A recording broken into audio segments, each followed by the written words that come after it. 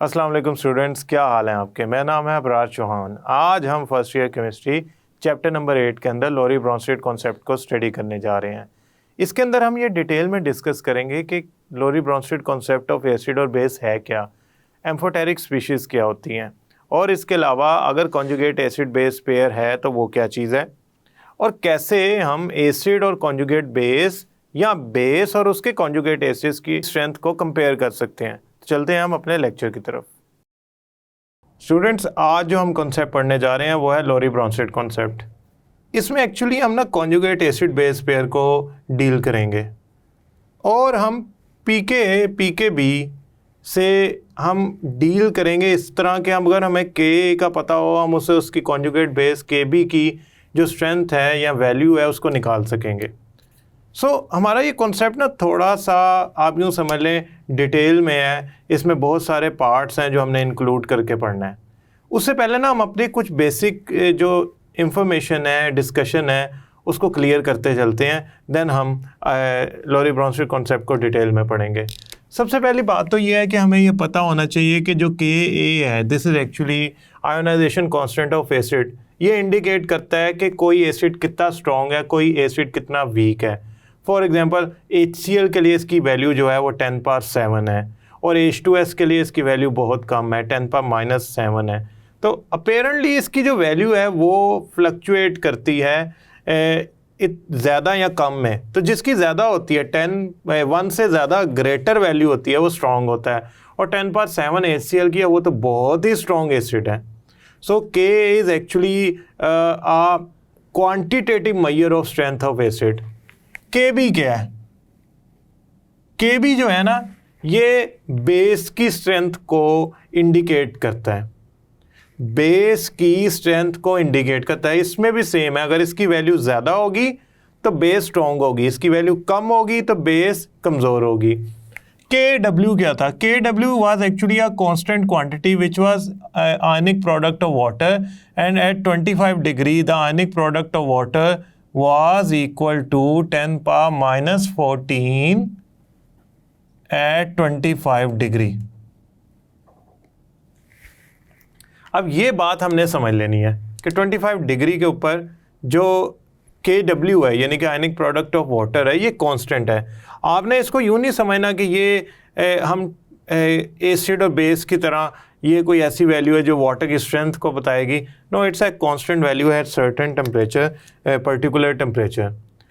ये थी। अब हम चलते हैं लोरी ब्रोंस्टेड कॉन्सेप्ट की तरफ और देखते हैं कि इसमें एसिड और बेस के बारे में क्या इंफॉर्मेशन है।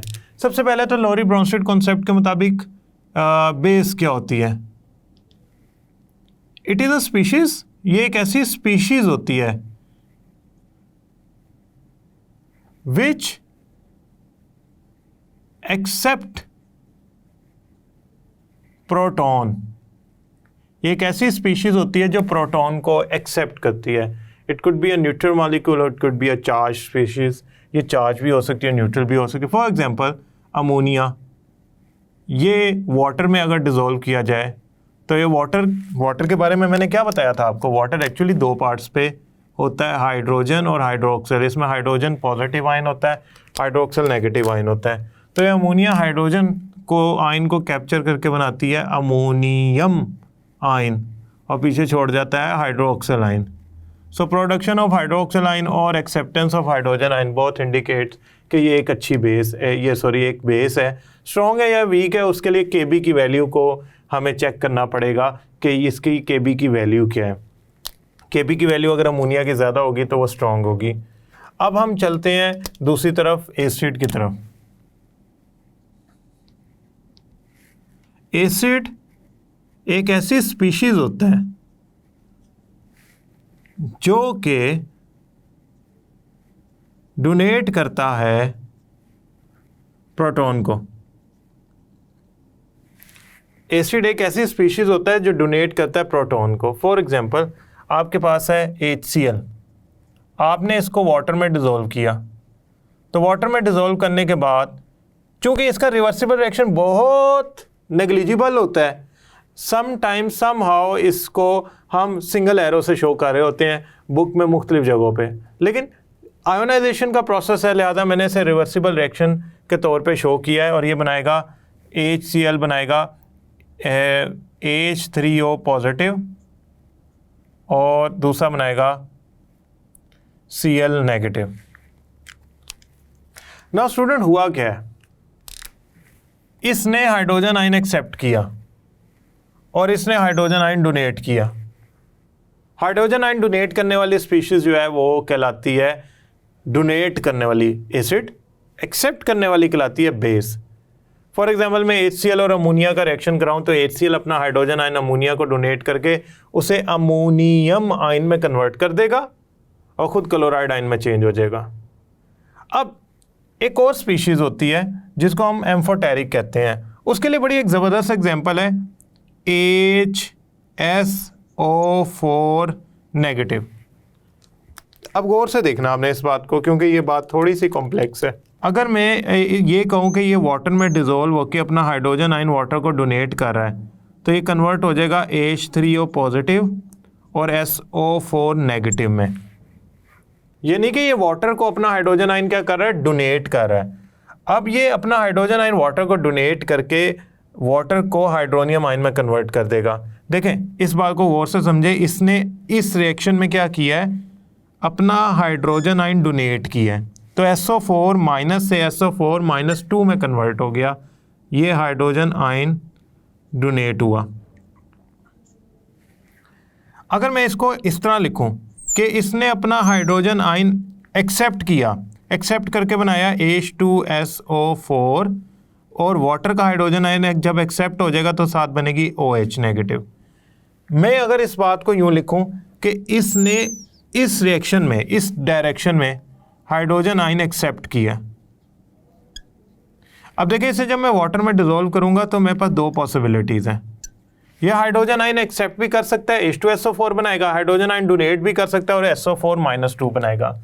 ऐसी स्पीशीज जो हाइड्रोजन आयन एक्सेप्ट भी कर सकती हैं, हाइड्रोजन आयन डोनेट भी कर सकती हैं, ऐसी स्पीशीज को हम कहते हैं कि ये एम्फोटेरिक हैं। अगर मैं इसको सिंपलर फॉर्म में शो करना चाहूँ तो मैं ये H3O पॉजिटिव वाले हिस्से को एक लम्हे के लिए भूल जाऊँ और OH नेगेटिव वाले हिस्से को एक लम्हे के लिए भूल जाऊँ, तो HSO4 ने जब हाइड्रोजन आयन डोनेट किया तो उसने बनाया SO4-2। जब उसने हाइड्रोजन आयन एक्सेप्ट किया तो उसने बनाया H2SO4। हाँ, ये एक अलहदा डिस्कशन है कि ये ऐसी स्पीशीज़ एसिड और बेस दोनों की तरह बिहेव करती हैं और इनको हम एम्फोटेरिक कहते हैं। अभी हम इस स्पीशीज़ को डील नहीं कर रहे, अभी हम सिर्फ एसिड और बेस पेयर को डील करेंगे। But somehow the species which act as acid and base are called amphoteric. Student amphoteric, असल में ना एम्फोटेरिक एम्फी से निकला है जिसका मतलब होता है बोथ, दो। तो ये दो होता है, यानी कि एसिड भी बिहेव करता है और बेस भी बिहेव करता है, एम्फोटेरिक। तो ये एम्फोटेरिक, वाटर भी एम्फोटेरिक है। देखें यहाँ पे वाटर ने अमोनिया को अपना हाइड्रोजन आयन डोनेट कर दिया अमोनियम आयन बनाने के लिए, तो यहाँ पे वो एसिड के तौर पे एक्ट कर रहा है। यहाँ पे वाटर ने HCl से अपना हाइड्रोजन आयन जो है वो HCl का हाइड्रोजन आयन जो है गेन कर लिया और हाइड्रोनियम आयन बना लिया। अब ये क्या कहलाएगा, इधर बेस, पहले क्या कहला रहा था एसिड, अब क्या कहलाएगा बेस। तो वाटर भी एम्फोटेरिक की तरह एक्ट करता है। अब हम ऐसा करते हैं, एक चीज़ स्टडी करते हैं, वो है conjugate acid base pair formation. असल में होता क्या है, मैं ना अब अपनी असल टॉपिक की वैल्यूज़ की तरफ जा रहा हूँ और उसको हम डिस्कस करने जा रहे हैं। ये तो लोरी ब्रोंस्टेड कॉन्सेप्ट था ना, इसको तो हम बड़ी सिंप्लीफाइड फॉर्म में समझ गए। ज़रा हम अपने कॉन्सेप्ट की तरफ वापस जाते हैं। देखें बात यूँ है कि अगर मैं कोई एसिड ऐड करता हूँ वाटर में, से मैंने HA वाटर में ऐड किया, तो वाटर जो होगा वो उससे हाइड्रोजन आयन एक्सेप्ट करके बनाएगा H3O पॉजिटिव और साथ बनाएगा A नेगेटिव। अब गौर से देखना, आपने जो मैं लिखने जा रहा हूँ ये था एसिड। लोरी ब्रोंस्टेड कॉन्सेप्ट के मुताबिक इसने हाइड्रोजन आयन डोनेट किया, ये है बेस, क्योंकि लोरी ब्रॉन्स्टेड कॉन्सेप्ट के मुताबिक इसने इससे हाइड्रोजन आयन गेन किया। अच्छा, ये हो गया फॉरवर्ड डायरेक्शन में रिएक्शन, यानी कि मैं इस रिएक्शन को इस तरह कंसीडर करूं तो ये है एसिड, ये है बेस। अच्छा, ये दो प्रोडक्ट्स बन गई, ये दो प्रोडक्ट कहलाएंगी कॉन्जुगेट एसिड बेस पेयर। कैसे भला, देखें ज़रा। अगर मैं ये रिएक्शन रिवर्स में कंसीडर करूं, ये रिएक्शन मैं रिवर्सिबल कंसीडर करूं, तो ये आयन इस आयन को क्या कर रहा है, हाइड्रोजन आयन दे रहा है और दे के HA वापस बना रहा है। तो ये वाली स्पीशीज जो है, ये वाली स्पीशीज डोनर बन गई है, तो ये कहलाएगी एसिड रिवर्सिबल रिएक्शन में। और A negative hydrogen ion accept करके HA बन गया है, तो यहाँ पे ये एक्सेप्टर कहलाएगी। यानी कि रिवर्स डायरेक्शन में पेयर उलट गया, उस पेयर से जो मैंने शुरू में लिखा था। यहाँ HA में ये वाली चीज़ एसिड थी, जब वो प्रोटॉन डोनेट कर गई तो वो बेस बन गई। अब ये जो मैंने ब्लू कलर में एसिड और बेस लिखा है ना, ये actually conjugate acid conjugate base pair है। Conjugate acid conjugate base pair Lowry Bronsted concept के मुताबिक ये फॉर्म होता है जब हम एसिड या बेस डिसॉल्व करते हैं वाटर के अंदर। समहाउ ये कॉन्जुगेट एसिड और कॉन्जुगेट बेस पेयर की असल वैल्यू को हम समझने की तरफ जाते हैं, उससे पहले हम कॉन्जुगेट एसिड की डेफिनेशन और कॉन्जुगेट बेस की डेफिनेशन को समझते हैं। ये आपके सामने दो डेफिनेशन बनी हुई लिखी हुई नज़र आ रही हैं, उसको मैं सिंप्लीफाई करने की कोशिश करता हूँ। ये स्टैंडर्ड डेफिनेशन है, आपने ऐसा सच याद करनी है बोर्ड में। Conjugate acid is form when a base accept a proton. Conjugate acid का बनता है जब कोई बेस प्रोटॉन की एक्सेप्टेंस करता है। कॉन्जुगेट बेस, कॉन्जुगेट एसिड की बात की ना, अब कॉन्जुगेट बेस की बात करते हैं। कॉन्जुगेट बेस कब बनता है? कॉन्जुगेट बेस तब बनता है जब कोई एसिड अपना प्रोटॉन डोनेट कर देता है। When a species donate it's proton और पॉजिटिव आयन और hydrogen ion, it convert itself into a conjugate base. जैसा कि आपके सामने ये दो डेफिनेशन लिखी हैं, ये आपने अब याद करनी है क्योंकि ये बहुत इंपॉर्टेंट है। ये आपको बुक के एंड में ग्लोसरी में भी मिल जाएंगी, बट समहाउ ये कॉन्जुगेट एसिड और कॉन्जुगेट बेस हैं। अब इसकी हम डिटेल की तरफ चलते हैं। देखें, बेस प्रोटॉन एक्सेप्ट करने के बाद एसिड या कॉन्जुगेट एसिड बन जाती है। बेस प्रोटॉन एक्सेप्ट करने के बाद कॉन्जुगेट एसिड बन जाती है इन अ रिवर्स डायरेक्शन, और एसिड प्रोटॉन डोनेट करने के बाद कॉन्जुगेट बेस बन जाता है। यहां मैं एक चीज लिख रहा हूं जो आपने याद रखनी है। स्ट्रॉन्ग एसिड, क्या? Strong acid HCl for example produces weak conjugate base. यानी कि स्ट्रॉन्ग एसिड होगा तो कमजोर कॉन्जुगेट बेस बनाएगा। कमजोर का क्या मतलब है? कमजोर का मतलब यह है कि वो बेस वापस हाइड्रोजन आयन गेन करके एसिड को रीफॉर्म करने की बहुत कम एबिलिटी रखता होगी। Second, strong base produces weak conjugate acid. अगर मेरे पास बेस स्ट्रांग होगी तो वो जो कॉन्जुगेट एसिड बनाएगी वो कमजोर होगा। यानी कि अगर ये स्ट्रांग होगी ना तो ये हाइड्रोजन एक्सेप्ट करने के बाद जो स्पीशीज बनाएगी, जिसे मैं कॉन्जुगेट एसिड कह रहा हूं, वो स्पीशीज इस काबिल कम ही होगी कि वो वापस जो प्रोटॉन एक्सेप्ट किया हुआ है डोनेट करे और बेस बना ले।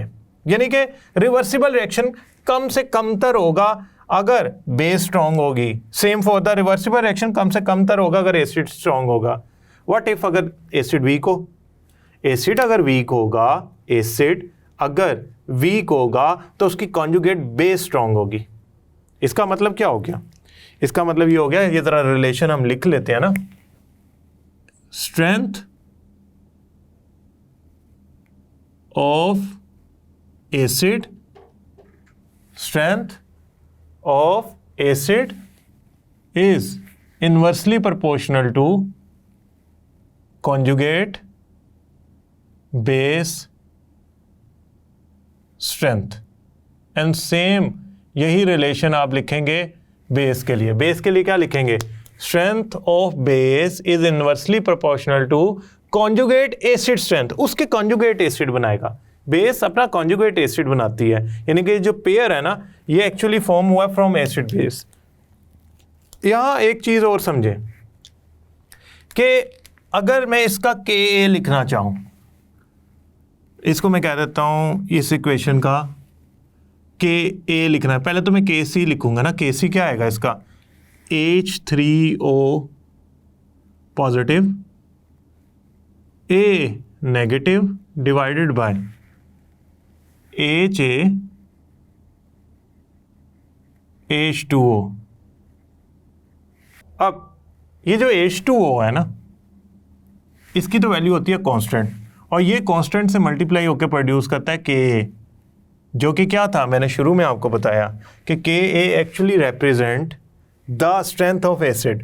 तो इस रिएक्शन के लिए स्ट्रेंथ ऑफ एसिड के लिए ये फार्मूला निकलेगा Ka is equal to H3O positive A negative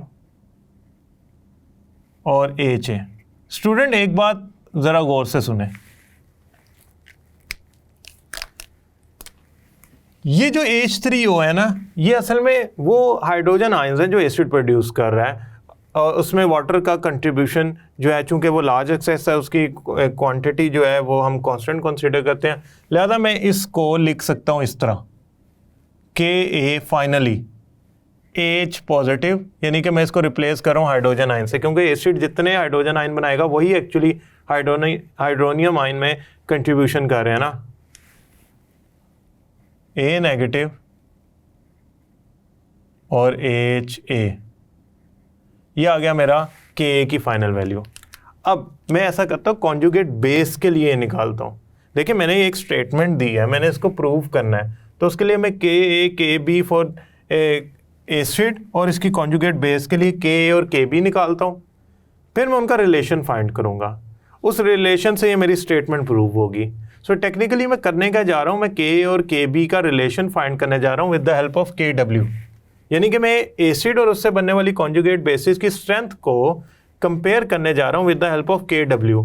उसके लिए फर्स्ट इक्वेशन से एसिडिक स्ट्रेंथ तो निकाल ली, अब मैं दूसरी स्ट्रेंथ निकालता हूँ। देखें इसमें कॉन्जुगेट बेस क्या है? A।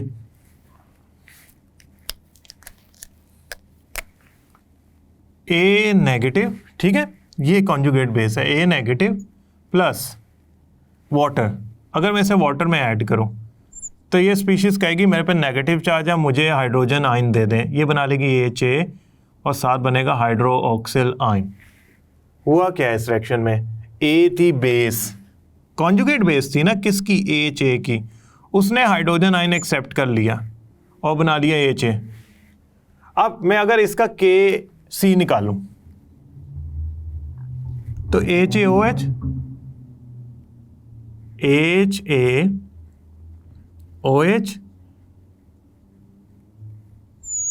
Divided by A negative H2O। आप अगेन कहेंगे ये कांस्टेंट क्वांटिटी है, इसको तो आप उठा के इधर लिखें। तो ऐसा करते हैं, मैं इसको उठा के यहीं लिख देता हूँ।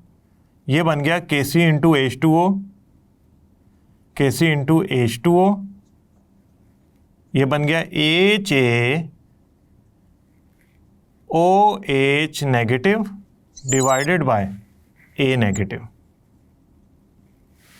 अब स्टूडेंट ध्यान से देखिएगा, ये मैं मल्टीप्लाई करूंगा तो मेरे पास क्या आएगा? मेरे पास आएगा Kb। What was Kb? The strength of base show करने के लिए ionization constant of bases. Definitely ये जितना ज़्यादा होगा उतनी बेस की स्ट्रेंथ ज़्यादा होगी, तो अब मैं इधर लिख देता हूँ Kb। ये कॉन्जुगेट बेस की स्ट्रेंथ के लिए Kb का एक्सप्रेशन ड्राइव किया है, और कॉन्जुगेट बेस यूज़ की थी हमने यहाँ पे A नेगेटिव, तो यहाँ पे आ गया HaOH और नीचे क्या आया? A negative. नाउ मैं करने क्या जा रहा हूँ? मैं असल में जो कॉन्जुगेट एसिड और बेस की स्ट्रेंथ है उसको कंपेयर करने के लिए Ka, Kb और Kw का रिलेशन यूज़ करने जा रहा हूँ। सो मैं रिलेशनशिप ऑफ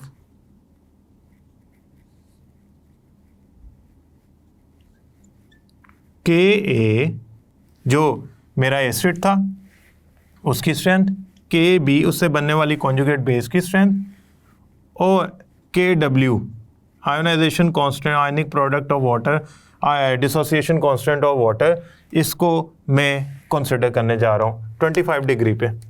अच्छा खैर, के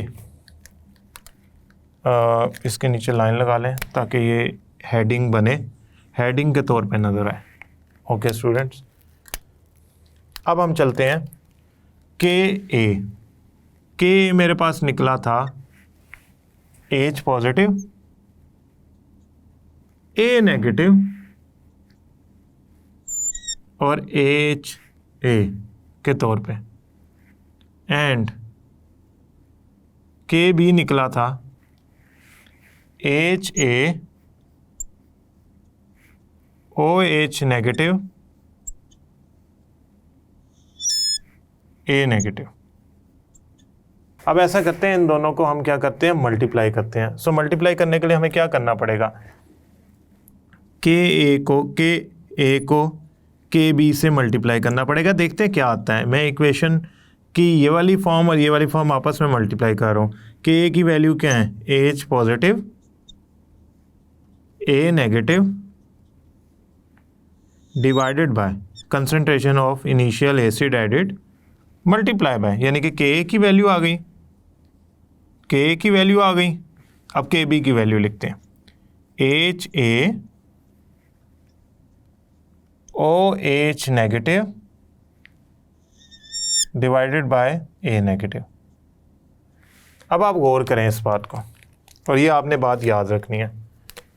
ये इससे कैंसिल होगा, ये इससे कैंसिल होगा, पीछे क्या बच गया, पीछे बच गया हमारे पास H पॉजिटिव OH नेगेटिव, और ये इक्वल आया के ए मल्टीप्लाई बाय के बी के। स्टूडेंट, ये क्या चीज़ है, ये क्या चीज़ है, ये है असल में आपका आयोनिक प्रोडक्ट ऑफ वाटर या डिसोसिएशन कांस्टेंट फॉर वाटर। मैं इसको ऐसा करता हूँ, के डब्ल्यू लिख देता हूँ, और इसकी वैल्यू क्या थी वो अभी देखते हैं। द वैल्यू ऑफ के डब्ल्यू, द वैल्यू ऑफ के W eight 25 degree was 10⁻⁻14।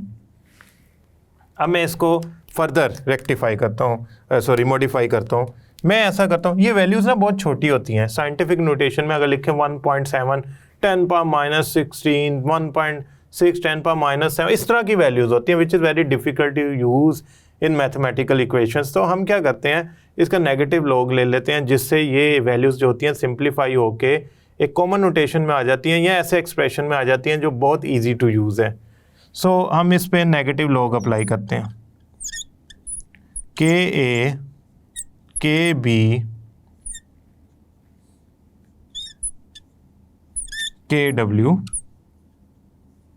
Student, ये तो हो गया पी के डब्ल्यू, जो कि 14 होता है एट वट 25 डिग्री। और ये क्या बन गया, अगर मैं इसको सिंप्लीफाई करूँगा ना तो ये स्टेप बनेगा माइनस लॉग ऑफ के प्लस, क्योंकि जो चीज़ मल्टीप्लाई हो रही होती है वो ऐड होती है, minus log of K B. तो ये बन गया P K A plus P K B is equal to P K W. अब गौर से एक बात सुननी है और इस बात को आपने डाइजेस्ट करना है, इस क्योंकि ये आपके लिए बहुत ज़्यादा इंपॉर्टेंट है कॉन्सेप्चुअली। पी के डब्ल्यू की तो वैल्यू कांस्टेंट है, से 14 है। इसका मतलब ये हो गया कि अगर पी के ए की वैल्यू आती है, से पी के ए की वैल्यू आती है मेरे पास 2, तो पी के बी की जो वैल्यू है वो उतनी बड़ी आएगी ताकि वो कंपनसेट कर सके 14 वैल्यू को। यानी कि मेरा कहने का मतलब ये है कि अगर मैं पी के ए कम करता हूं तो पी के बी को बड़ा होना पड़ेगा ताकि आंसर 14 के बराबर आए। क्यों, मेरी ये इक्वेशन ये शो कर रही है कि P K A plus P K B must equal to P K W यानी कि 14। तो अगर मेरा pKa2 आता है यानी कि बहुत स्ट्रॉन्ग एसिड यूज करता हूं, तो उसकी pKb की वैल्यू, उसके कॉन्जुगेट बेस की जो स्ट्रेंथ है वो आएगी 12, यानी कि बहुत कम। फिर दोबारा सुने, इसको समझें, ये आपके समझने के लिए बहुत ज़रूरी है। अगर मेरे पास एसिड की pKa वैल्यू आती है छोटी, यानी कि एसिड स्ट्रॉन्ग है, मैंने आपको ये बताई थी ना बात कि अगर एसिड होगा स्ट्रॉन्ग तो दो चीज़ें पॉसिबल हैं, उसकी Ka बहुत बड़ी है या pKa बहुत छोटी है। यानी कि अगर Ka बहुत बड़ी होगी तो ऑटोमेटिकली उसका नेगेटिव लॉग लिया जाएगा तो वो छोटी वैल्यू प्रोड्यूस करेगा। pKa2 है यानी कि स्ट्रॉन्ग एसिड है। अब 2 में वाले एसिड को या उससे बनने वाली आयोनाइजेशन के बाद जो कॉन्जुगेट बेस होगी उसकी जो स्ट्रेंथ आएगी वो 12 आएगी। क्यों? मैंने इन दोनों को ऐड करके टोटल आंसर जो है ना वो 14 निकालना है। According to my equation it says कि आपकी स्ट्रेंथ ऑफ एसिड और बेस को ऐड करूंगा उनके नेगेटिव लॉग को तो 14 आंसर देगा। सो अगर ये 2 है तो pKb आनी चाहिए 12, यानी कि अगर एसिड की स्ट्रेंथ ज़्यादा है तो pKb की वैल्यू बड़ी होने का मतलब है बेस, उससे बनने वाली कॉन्जुगेट बेस, उस एसिड से बनने वाली कॉन्जुगेट बेस की जो स्ट्रेंथ होगी वो होगी कम। इसको दोबारा समझते हैं। आपके सामने ये एक टेबल बनाया हुआ है, इस टेबल में पहले लिखा हुआ है pKa, दूसरे लिखा हुआ है pKb और एंड पे लिखा हुआ है pKw। देखिए pKw सारी 14 है एट 25 डिग्री, ये नहीं चेंज हो रही। चेंज क्या होती है? देखिए pKa में लिखता हूं 1, तो pKb को 13 लिखना पड़ेगा ताकि 1 + 13 इस इक्वेशन को होल्ड करने के लिए pKb उसकी आएगी 13। अब 13 के आगे ब्रैकेट में लिखा हुआ है रेड कलर का वेरी वीक, यानी कि जो स्ट्रेंथ है बेस की वो बहुत कम है। मुझे कैसे पता लगा? उसकी जो Kb वैल्यू बहुत थोड़ी आई है, pKb वैल्यू बहुत ज़्यादा आई है, क्योंकि उल्टा हिसाब है ना। pKb वैल्यू ज़्यादा होगी तो बेस जो होगी वो कमज़ोर होगी, pKb वैल्यू कम होगी तो बेस स्ट्रॉन्ग होगी। अच्छा, दूसरा पेयर देखें, एसिड की स्ट्रेंथ है 6, तो pKb वैल्यू देखें। अब pKb वैल्यू आ गई है 8, ठीक है। 8 क्या शो कर रहा है कि ऊपर वाली बेस थी आपकी, उसके मुकाबले में ये जो 8 है ये वैल्यू है कम, तो इसका मतलब ये ऊपर वाली के मुकाबले में स्ट्रॉन्ग बेस होगी, ऊपर वाली के मुकाबले में स्ट्रॉन्ग बेस होगी। क्यों? 6 + 8 = 14 करना है। तो मैं अगर एसिड की स्ट्रेंथ कम करता जा रहा हूँ, यानी कि pKa वैल्यू जो है ना वो बढ़ाता जा रहा हूँ, क्योंकि pKa वैल्यू बढ़ेगी तो चीज़ कमज़ोर होगी, चाहे वो एसिड हो चाहे बेस हो। pKb वैल्यू कम होगी तो वो स्पीशीज़ जो है मेरे पास वो क्या होगी? स्ट्रॉन्ग होगी, चाहे वो एसिड हो चाहे बेस हो। pKa की वैल्यू जो है वो कम है, pKb की वैल्यू ज़्यादा है। अब मैंने नीचे pKa की वैल्यू बढ़ा दी, pKb की वैल्यू कम हो गई। अब स्टूडेंट्स, अगर आपको ये थोड़ा सा कंफ्यूजिंग लग रहा है तो मैं इसको सिंप्लीफाई कर देता हूँ। अगर एसिड कॉन्जुगेट बेस बनाता है और एसिड आपका स्ट्रॉन्ग है तो उससे बनने वाली कॉन्जुगेट बेस जो होगी उसकी स्ट्रेंथ कम होगी, यानी कि a strong acid forms a weak conjugate base. यानी कि अगर एक स्ट्रॉन्ग एसिड है उसको मैं डिज़ोल्व करता हूँ तो उससे बनने वाली कॉन्जुगेट बेस जो है वो वीक होगी। दूसरी तरफ a strong base produces a weak conjugate acid, यानी कि अगर मैं स्ट्रॉन्ग बेस को डिज़ोल्व करता हूँ तो उससे प्रोड्यूस होने वाली कॉन्जुगेट एसिड कमज़ोर होगी। अब इसका मतलब ये हो गया एसिड का Ka उसकी कॉन्जुगेट बेस के Kb के इन्वर्सली प्रोपोर्शनल है, यानी कि जितनी स्ट्रेंथ ऑफ मैं एसिड बढ़ाता जाऊंगा उससे प्रोड्यूस होने वाली कॉन्जुगेट बेस की स्ट्रेंथ उतनी कम होती जाएगी। तो it means Ka is inversely proportional to Kb। ये रिलेशन आपने एंड वाला याद रखना है। ये टेबल याद करें या ना करें, लेकिन ये 2 लाइनें और ये आखिरी वाली लाइन ये आपने याद रखनी है। ये आपको थोरो कॉन्सेप्ट देती है कि किस तरह आप कोई स्ट्रॉन्ग एसिड कंसीडर करते हैं, यानी कि अगर आप उसे वाटर में डिज़ोल्व करते हैं तो उससे प्रोड्यूस होने वाली जो कॉन्जुगेट बेस है वो वीक होती है, तभी वो रिएक्शन रिवर्स में बहुत कम जाता है, जिसकी वजह से वो एसिड मैक्सिमम आयोनाइज होता है और ultimately strong acidic solution produce करता है। इससे रिलेटेड कुछ एमसीक्यूज हैं जो बहुत ज़रूरी हैं करना। आई होप स्टूडेंट ये लेक्चर आपको समझ आया होगा और इसके एमसीक्यूज भी आप आसानी से कर पाए होंगे। नेक्स्ट लेक्चर तक के लिए अल्लाह हाफिज़।